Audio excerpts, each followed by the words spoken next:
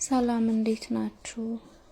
እንደዚህ አይነት የሚያምርና የሚጣፍጥ ቂጣ ለመስራት ከፈለጋችሁ ዱቄት፣ ጨው፣ ትኩስ ውሃ የፈላ ውሃ ማለት ነው። ከዛ ቀዝቃዛ ውሃ የሚያስፈልገን።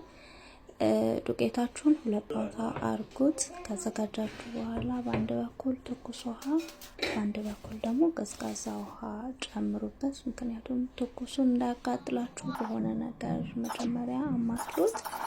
ከዛም በኋላ በደንብ ታሹታላችሁ። ካሻችሁት በኋላ በደንብ ለ30 ደቂቃ ያህል እንደዚህ በፌስታል አሽጋችሁ ምናምን ለ30 ደቂቃ ያህል ቀዝቃዛ ቦታ ማስቀመጥ፣ ወይም ደግሞ ከዛ በላይ ደቂቃ የምትፈልጉ ከሆነ ደግሞ ፍሪጅ ውስጥ ማስቀመጥ። ከዛ ከ30 ደቂቃ ማለፍ የለበትም። ካለፈ ቂጣው ሲጋገር ይደርቃልና ከዛም በኋላ እንደዚህ ያደርጋችሁ መዳመጥ። ቂጣውን 2 ቂጣ ነው መዳምጡት። ከዛ በኋላ ሁለቱን ቂጣ መሃል ላይ ዘይት እየቀባችሁ ነው የተጠቀምኩት። ዘይት የሆነ ቢጫ ከለር ነው የተጠቀምኩት። የፈለጋችሁትን አይነት ዘይት መጠቀም ትችላላችሁ። እኔ እንዲያምርልኝ ነው ይሄን ከለር የፈለኩት። ሁለቱንም ቂጣ አንድ ላይ ዳምጣችሁ ነው